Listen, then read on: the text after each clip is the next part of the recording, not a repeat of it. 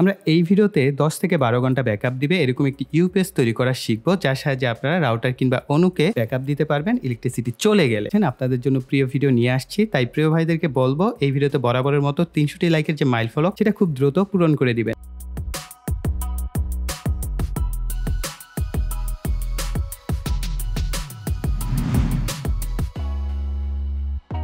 এখানে দেখতেই পাচ্ছেন 3টা বোর্ড রয়েছে। এই বোর্ডটা যদি আমরা দেখি, mini router UPS board 40 watt version 2.5, এটা একেবারে প্রথম দিকে ছিল এবং এটার উপর আমি একটা ভিডিও করেছিলাম। পরবর্তীতে আমাকে এই বোর্ডটা পাঠানো হয়, কিন্তু এটার উপর আর ভিডিও করা হয় নাই। রেড কালারের এই বোর্ডটা, এটাও ঠিক সিমিলার 2.6 ভার্সন, এটা হচ্ছে 2.5। এর পরবর্তী ভার্সন উনি এটা বের করেন রেড কালার ভেরিয়েন্ট, এবং এটার বর্তমানে এখন এই কালার ভেরিয়েন্টটা বেশি পাওয়া যাচ্ছে, বেগুনি কালার। এটাও ভার্সন 2.6, তবে এখানে অনেক কিছু আপগ্রেড করা হয়েছে এই বোর্ডটার তুলনায়। তো এই কারণে আমরা এই ভিডিওতে এই সার্কিট বোর্ডটাই ব্যবহার করব। আর এই বোর্ডগুলোর প্রচুর পরিমাণে নকল বর্তমানে বের হচ্ছে, তাই একটু দেখে শুনে কিনবেন। এটার যে প্যাকেটটা আছে, এই প্যাকেটটা দেখে আপনারা আইডেন্টিফাই করতে পারবেন। একটা কিউসি স্টিকার রয়েছে তাদের লোগো সহ, এবং অরিজিনাল কথাটা লেখা রয়েছে, এটা দেখে কিনবেন। পাশাপাশি এই বোর্ডের পিছনের দিকেও দেখতে পাচ্ছেন একটা কিউসি স্টিকার রয়েছে তাদের লোগো সহ, এবং অরিজিনাল লেখাটা রয়েছে। এর পিছনের দিকে লেখা দেখতে পাবেন এরকম যে mini router UPS board 40 watt 2.6, best router UPS board in Bangladesh, high quality product made in China. একটা বিষয় অ্যাপ্রিশিয়েট করার মতো, বাংলাদেশ এই ধরনের বোর্ড বর্তমানে তৈরি হচ্ছে বা এই ধরনের ডিভাইস তৈরি করা হচ্ছে। নতুনরা যখন এই ধরনের ইনোভেটিভ কাজগুলো করবেন, তখনই কিন্তু আমাদের দেশ উন্নত হবে বা সামনের দিকে এগিয়ে যাবে। তো আমাদের উচিত এই ধরনের কাজ যারা করে তাদের অ্যাপ্রিশিয়েট করা। সার্কিট বোর্ডটা কিন্তু প্রচুর পরিমাণে চাহিদা ছিল এবং বর্তমানে এটার প্রচুর চাহিদা আছে, এবং গুগলের সার্চ ইঞ্জিনেও দেখলাম এটার বেশ ভালো র্যাঙ্কিং রয়েছে। আসলে বাংলাদেশের কোনো প্রোডাক্ট মার্কেটে ভালো চাহিদা পাচ্ছে, সো আমরা সবসময় এটাই চাইবো অন্যান্য দেশের মতো আমাদের নিজস্ব দেশের পণ্যগুলো যেন আরো বেটার কোয়ালিটি হয়। এই ধরনের প্রোডাক্টগুলো আরো ডেভেলপমেন্ট করার প্রয়োজন হয়, সেই সমস্ত বিষয় আপনারা সাজেশন করতেই পারেন। এই বোর্ডটা দিয়ে যেহেতু আমরা ইউপিএস তৈরি করব, আরেকটা নতুন জিনিস আমরা এখানে অ্যাড করব, সেটা হচ্ছে এটার জন্য একটি এনক্লোজার রয়েছে, বা বক্স বলতে পারেন বা কেসও বলতে পারেন। চমৎকার একটা কেস এখানে রয়েছে। আমরা এটাকে অ্যাসেম্বলি করে সার্কিট বোর্ডটাকে যদি রাখি, কারণ অনেক ক্ষেত্রে বাচ্চারা থাকে এরকম খোলা একটা সার্কিট বোর্ড দেখতেও ভালো লাগে না বা সুরক্ষিত না। তো এটাকে সুরক্ষা রাখার জন্য আমরা কেস সিস্টেম রয়েছে, এই প্রোডাক্টটা দ্বারা যে পেয়ে যাবেন বা অন্য কোথাও পাওয়া গেলে আমি সেটার লিঙ্কও ভিডিও ডিসক্রিপশন বক্সে দিয়ে দিব। এটার সাথে একটা সুইচ আসবে এবং দুইটা ছোট ছোট সাপোর্টিং ক্লিপ রয়েছে, এগুলোকে আমাদের সুপার গ্লু দিয়ে অ্যাটাচ করতে হবে। এটা আপনারা বিভিন্ন ভাবে হচ্ছে অ্যাডজাস্টমেন্ট করে নিতে পারেন বা সেট আপ করতে পারেন। ফার্স্ট হচ্ছে আমি সুইচটাকে এর মধ্যে সেট আপ করে ফেলবো। খুব সুন্দরভাবে সুইচটা অ্যাডজাস্ট হয়ে গেল। এটা হচ্ছে নিচের অংশ, আমরা এটার বরাবর হচ্ছে সার্কিটটাকে রাখবো। রাখার পর আমরা এই পিছনের অংশটাকে অ্যাডজাস্ট করব এইভাবে। অবশ্যই প্রত্যেকটা পার্ট আপনাকে সুপার গ্লু দিয়ে এখানে জোড়া দিতে হবে, অনেকটা পাজল টাইপ। এরপর সামনের অংশটা 5 ভোল্ট 9 ভোল্ট 12 ভোল্ট লেখা আছে, এটাকে আমরা এখানে অ্যাডজাস্ট করব। এরপর দুই পাশের যে অংশগুলো আছে এগুলোকে আমরা অ্যাডজাস্ট করব। এটা রয়েছে এই সকেট বরাবর আমাদের এটাকে আমরা অ্যাডজাস্ট করব। এরপর আমরা এটাকে হচ্ছে সুপার গ্লু লাগিয়ে ফেলবো। আমি এখানে সুইচের সাথে একটা ক্লিপ লাগিয়ে নিয়েছি যাতে খুব সহজে কানেকশনটা করতে পারি তার জন্য।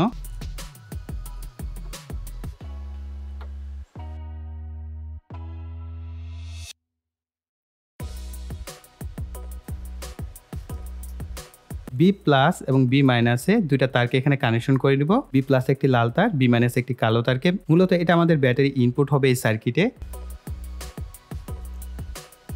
তারগুলো কানেকশন করার পর এখানে অনেকগুলো ভেন্টিলেশন সিস্টেম আছে, এই ছিদ্রগুলো দিয়ে তার বাইরের দিকে নিয়ে নেবেন। এরপর আমরা সুইচের কানেক্টরটা লাগিয়ে নিব। আমরা এই পাশে যে অংশটা আছে এটাকে আমরা এখানে সুপার গ্লু দিয়ে লাগিয়ে নিব। আমি ভিতরের দিকে কিছু ডাবল সাইডেড কস্টেপ লাগিয়ে নিচ্ছি।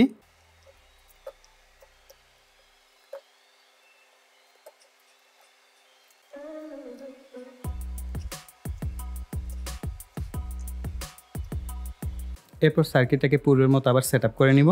এখানে সামনের দিকের যে পোর্টগুলো আছে এগুলো একটু ভালো করে দেখে নেবেন। পোর্টগুলো দিয়ে এই বোর্ডটা যাতে নড়াচড়া না করে সেই জন্য ব্যবস্থা করে এটাকে সেট আপ করে দিতে পারেন। তবে আমি এই ক্ষেত্রে আসলে গ্লু ব্যবহার করাটাকে বেশি বেটার মনে করছি। এখানে সকেটগুলোকে আমরা জাস্ট একটু চাপ দিয়ে ধরে দেন আমাদের অ্যাডজাস্টমেন্ট করে তারপর হচ্ছে আমরা গ্লু লাগিয়ে নিব চারপাশে, তাহলে সার্কিটটা আরো স্টেবল ভাবে এখানে থাকবে আশা করি। এরপর আমরা উপরের যে পার্টটা আছে এটাকে লাগিয়ে নিব।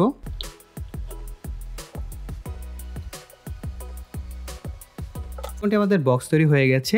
এখন এটাকে ইনপুট দিতে হবে, অর্থাৎ ব্যাটারিকে চার্জ করার জন্য প্লাস আমাদের ডিভাইসটাকে রান করার জন্য। চাইনিজ যে অ্যাডাপ্টার আছে 3 থেকে 24 ভোল্টে 3 এম্পিয়ারের, আমি সেই অ্যাডাপ্টারটি ব্যবহার করছি। এটার সাহায্যে হচ্ছে এটাকে ইনপুট দিব।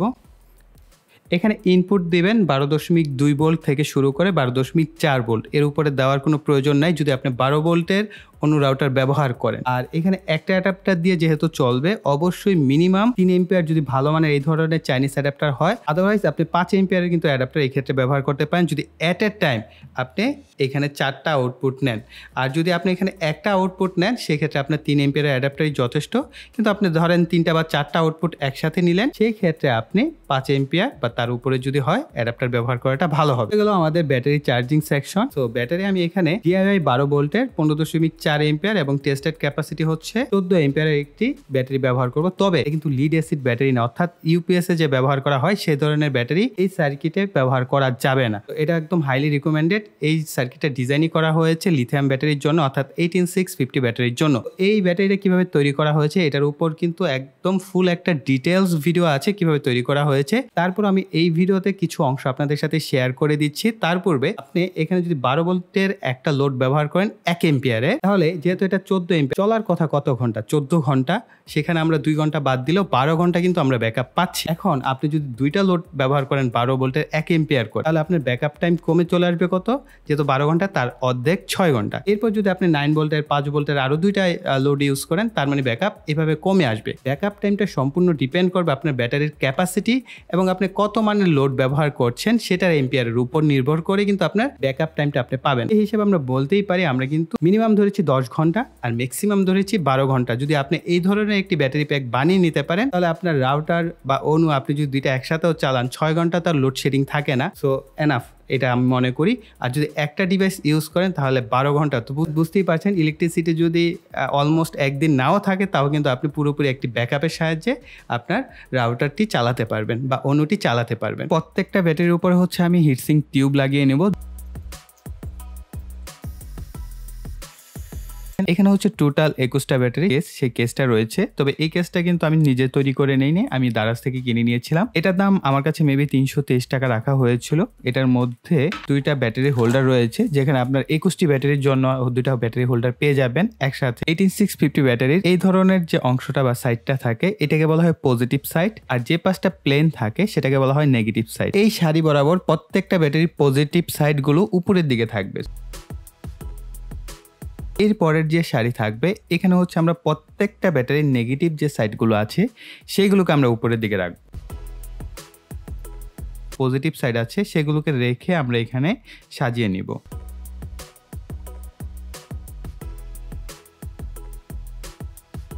নেগেটিভের সাথে এই পাশের পজিটিভকে শর্ট করব। এই ব্যাটারি প্যাকটাকে উল্টো করব। নেগেটিভের সাথে পজিটিভকে এখন আমরা একই ভাবে এই নিচের দিকের এই পজিটিভের সাথে এই নেগেটিভকে শর্ট করে নিব।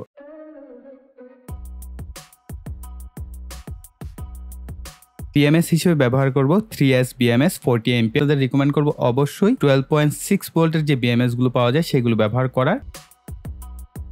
সো মোটা তারের জন্য আসলে সোল্ডারিং করাটা খুব একটা সুন্দর হয় নাই, তবে মজবুত ভাবে লেগেছে। আর মাঝের যে অংশগুলো সেগুলো কেটে ফেলেছি। এখন 4টা টার্মিনাল আছে। এই পাশ ছাড়া আমাদের এই পাশে কিন্তু একটা সিঙ্গেল নেগেটিভ প্রান্ত রয়েছে, সিঙ্গেল প্রান্ত আছে, এটা কিন্তু পজিটিভ সিঙ্গেল প্রান্ত। ওকে, সকল BMS এর কিন্তু এই পিন আউট গুলো একই রকম থাকে না। কোনোটার আমি দেখেছি 8.4 এর জায়গায় হচ্ছে 8.2, ধরেন এখানে হচ্ছে 4.2 আছে, এখানে 8.4। সেই ক্ষেত্রে আপনাকে ক্রস করে কানেকশন করতে হবে।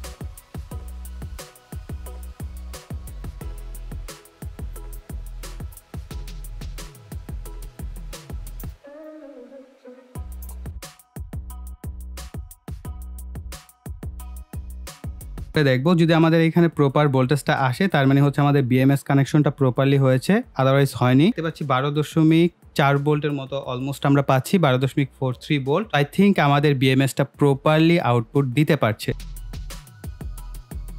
টার্মিনাল আছে, এই 2টা টার্মিনালের লালটার সাথে হচ্ছে এখান থেকে আমাদের লাল তারটাকে কানেক্ট করব, আর নীলটার সাথে হচ্ছে এখান থেকে আমাদের কালো তারটাকে কানেকশন করে নিব। যতটুকু তার আপনার প্রয়োজন অতটুকু পরিমাণ কেটে হচ্ছে আপনি এটার সাথে জোড়া দিয়ে তারপর হচ্ছে সোল্ডার করে নেবেন।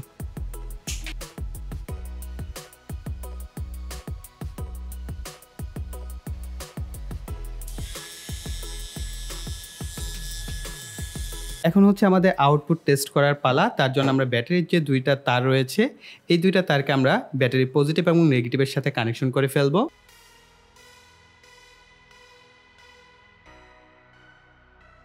এখানে ইন্ডিকেটরের মাধ্যমে বুঝতে পারছি আমাদের যে ব্যাটারির চার্জ সেটা অলমোস্ট ফুল চার্জই রয়েছে। আমার কাছে এই রাউটারটি আছে। এই রাউটারটা হচ্ছে 5 ভোল্ট 1 অ্যাম্পিয়ারের। 5 ভোল্ট থেকে কানেকশন করব। এখানে কেয়ারফুল থাকবেন, ভুলভাল কিন্তু একটা ডিভাইসে ধরেন 5 ভোল্টে, সেটা আপনি যদি 9 ভোল্ট বা 12 ভোল্ট দিয়ে দেন কিন্তু সেই ডিভাইসটা নষ্ট হয়ে যাওয়ার সম্ভাবনা অনেক বেশি। আমরা যেহেতু এটা 5 ভোল্টের, 5 ভোল্ট দিয়ে আমরা এটাকে পাওয়ার দিব। তো আমাদের এখানে বাতি জ্বলছে, 2টা বাতি জ্বলা অবস্থায় আছে। এখন আমরা এই যে সুইচটা আছে অ্যাডাপ্টারে, এটাকে আমরা অন অফ করব। অন অফ করার সাথে সাথে যদি এই 2টা বাতির একটা বাতিও নিভে যায়, তার মানে আমাদের রাউটারটা রিস্টার্ট নিয়েছে। সো আমরা এখন অফ করে দিই। অফ করার পর দেখতে পাচ্ছি যে না, আমাদের 2টা বাতি কিন্তু জ্বলে আছে, অর্থাৎ এটা 0 সেকেন্ড পালসে কাজ করছে। অনেক ক্ষেত্রে কিন্তু আবার ইলেকট্রিসিটি আসলেও রিস্টার্ট নেয়। সো দেখা যাক, আমরা ইলেকট্রিসিটি অন করে দিলাম, তো আমাদের ডিভাইস কিন্তু কোনো রিস্টার্ট নিচ্ছে না, অর্থাৎ 0 সেকেন্ড পালসে চমৎকারভাবে কাজ করছে। আর এটা যেহেতু 5 ভোল্ট 1 অ্যাম্পিয়ারের, এটা এরকম ডিভাইস যদি আপনি ইউজ করেন এত বড় ব্যাটারি দিয়ে, তাহলে আপনি আসলে অনেক লম্বা সময় ব্যাকআপ পাবেন। সো কেসটা লাগানোর পর কিন্তু খুব কিউট লাগছে। তো যাই হোক, এই ছিল আমাদের সম্পূর্ণ ভিডিও। আশা করি প্রিয় ভাইদের কাছে ভিডিওটি ভালো লেগেছে। তার জন্য আপনাদের লাইকের যে মাইল ফলক প্রিয় ভাইরা আশা করি পূরণ করে দিবেন, তার জন্য অসংখ্য ধন্যবাদ আপনাদেরকে। এছাড়া আপনাদের যে কোনো মন্তব্য, বক্তব্য, যে কোনো বিষয় জানার বা কোনো কিছু সম্পর্কে যদি সাজেশন থাকে বা কোনো নতুন প্রোডাক্টের রিভিউ বা কোনো ভিডিওর যদি সাজেশন থাকে, অবশ্যই কমেন্ট সেকশনে লিখবেন। আমার সামর্থ্য অনুযায়ী হলে অবশ্যই আমি সেটার উপর ভিডিও নিয়ে আসবো। প্রচুর কমেন্ট করবেন, আপনাদের লাইক কমেন্টই আমাকে প্রচুর পরিমাণে মোটিভেট করে। সো আপনারা অবশ্যই লাইক এবং কমেন্ট করবেন, আর ভিডিওটি আপনাদের ফ্রেন্ড সার্কেলের সাথে শেয়ার করবেন যারা এই ধরনের ভিডিও সম্পর্কে জানতে আগ্রহী। আর যারা এখনও চ্যানেলটিকে সাবস্ক্রাইব করেনি, তারা ভাই আর অনেক কিছু মিস করে যাচ্ছেন। তাদেরকে বলবো চ্যানেলটি সাবস্ক্রাইব করে পাশে বেল বাটনটি অ্যাক্টিভ করে রাখবেন পরবর্তী ভিডিওর নোটিফিকেশন সবার আগে পাওয়ার জন্য। সো এই বলে এখানে বিদায় নিব। সকলে ভালো থাকবেন, সুস্থ থাকবেন। টাটা।